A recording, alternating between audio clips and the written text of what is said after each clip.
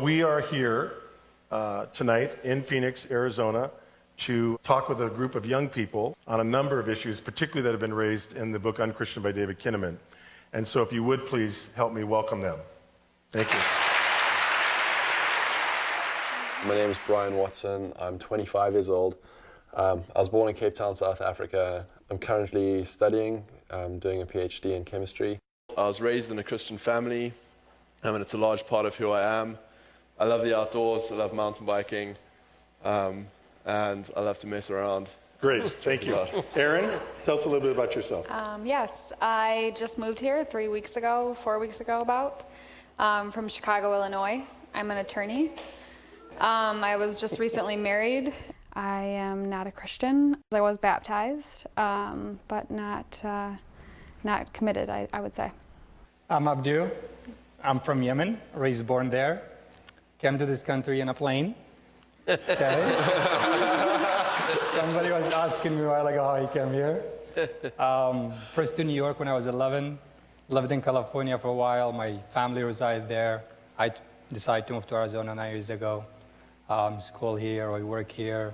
I do sales. Right now I work for a car company. I'm a Muslim, born a Muslim, raised as a Muslim. I try to practice Islam as much as I can.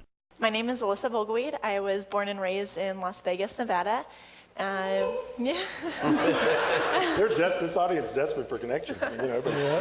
I lived in North Carolina for about 5 years, and I moved here about 3.5 years ago. I am attending school at Phoenix College for sign language interpretation, and I just got accepted to my interpreting program, so I have another 2 years left. I grew up in the church and decided about 13 that I wanted to become a Christian. I go to church now, and I would call myself a Christian.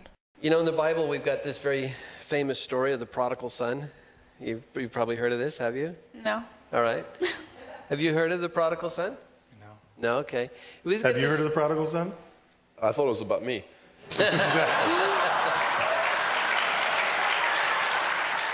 Anyway, in the Bible, there's these three parables: the parable of the lost coin, the parable of the lost sheep, and the parable of the prodigal son. And it gets linked together into this thing that Christians have called lostness. Well, so Christians then have just sort of, you know how everybody has sort of lingo, lawyers have lingo, everybody has lingo. So Christians have sort of picked up this lingo of talking about people who are outside the church as lost. And we're hearing back that not only with that, but lots of other things, that it just feels like we're trying to do good. Like Christians, we all think we're trying to do good, and we're operating out of all these beautiful stories. But something seems to be going bad. What is it? I think that when I have been approached in the past, I've always felt there was an ulterior motive. When we were becoming friends, then they felt like they just dropped this bombshell on me that I had to do this and that, and then I felt betrayed a little. You would think just because you're in college, you're trying to meet friends. So you just think people are being friendly. And then I would realize that that wasn't the reason. Most of the time, they just, wanted me to go to church with them. Christians believe that in order to get to heaven and escape hell, you have to believe and accept Jesus as your personal Savior. Brian, what's your take on that? I suppose if you put it in those terms, it pretty much does represent the truth. I think it's a little more spiritual than that. That's been coined as like almost a slogan of the church. But it's... Am I being unfair? No, I just think that's been thrown around so much that it's lost its meaning and it's lost the heart. Is that the reason to believe? Is that the reason you believe then, to be saved? Why you believe? Is it just because you want to go to heaven, or because of community reasons, or because you want to be comforted when people die? Is there another reason? My sister works in an inner city Chicago school. She's a special ed teacher, and she just struggles every day to be positive and help these kids. And I guess I can't imagine anyone wanting to send her to hell. She's still contributing in her own way. And so, that's the personal and logical problem I have with it, and especially because, are you going to go to hell? Yep, there is hell in heaven, yep. It looks like it. I don't understand how, if you believe in one religion, you actually believe it, and you guys all seem like nice people, how you could actually believe that, the rest of the world will just die. I don't understand that. Listen, if you knew you were talking to somebody like Aaron, how would you try to explain what it meant to be a Christian in a more sort of nuanced, maybe less scary way for somebody like Aaron? I think that a lot of people look at it as there's rules you have to follow and you have to do this and this and this, and I don't view it like that. It would be like me entering into a friendship with Aaron. It's the same thing with Jesus. It's just entering into a relationship, and it's I don't ever push that. You're going to hell if you don't do this. I am not that type of Christian that pushes Christianity in somebody's face, and so for me, I feel like I have to break down those walls that were built up before I came along. If you thought Christians would listen, you know, what would you like to tell them? Anybody? I'd probably say stop faking and stop thinking that you have this relationship with Jesus that you keep being told that you have, because that's what you're supposed to have because you're a Christian. Start being obedient to him, start going out and doing what he's told you to do, and you'll find him and you'll get him to know him a lot better. And you'll experience the Holy Spirit in a new and tangible way. What would you say to Christians? What would I say? In order to spread the message of Christianity, if you want the whole world to be Christian, it's okay, nothing wrong with that. That's good hope. It's the way you interact with people every day. The way you deal with people is what will change people. Not the message, not the church, not the mosque, not the TV. It's the way you treat them, the way you want to be treated, your honesty with them, the way you talk to them. This will be what they need from you. Lisa? I think the thing I think is most important for Christians is setting a good example. Off of what he was saying, I think the Christian term has also lost its meaning. I think a lot of people don't understand what it means to be a Christian. And they say, I go to a church that makes me a Christian. And that's not what it is. And so I think it's definitely lost its meaning. So with my friends who aren't Christians, I like to talk to them about my beliefs. But I think more importantly, what I try to do is show that example of what it's like to be a Christian, what it's like to be a follower of Christ. In the Bible, it talks about some people get to lay down the seeds and some people get to harvest. And I don't feel like when I have a friend who's a non-believer that I have to change them.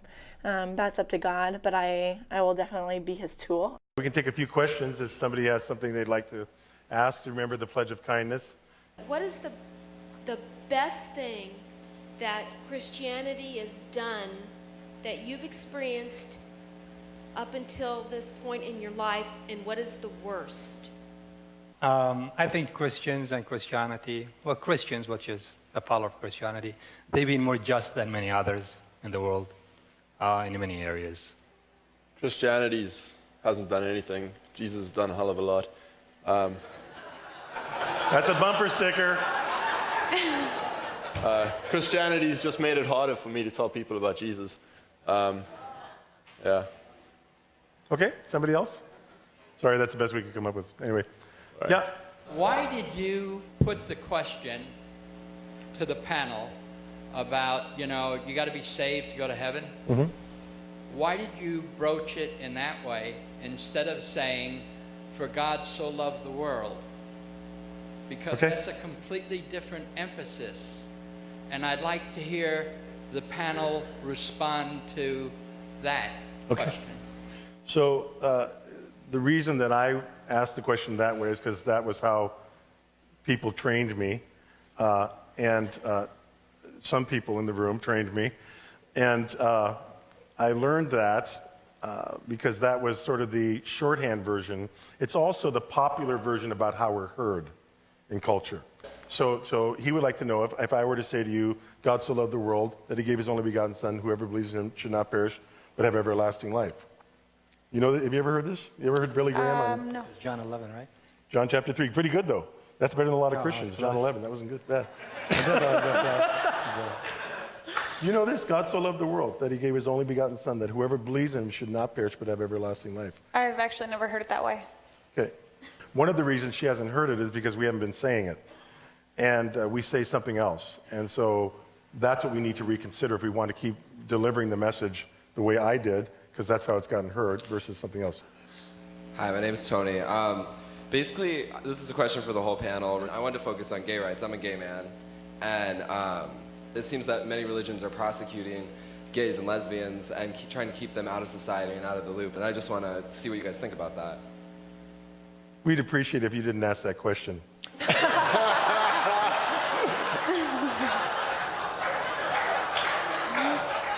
What is your feelings about what he said, though? It's a good question. I do believe that God created us in a certain way, and he created us to exist in a certain way with him. And I trust that he knows what is best.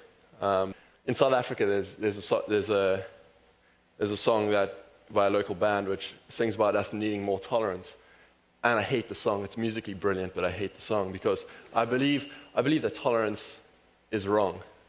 I believe in truth, and the second I believe in truth and something being true and good, then if I tolerate something which isn't true, then I'm agreeing in something which I believe is a lie.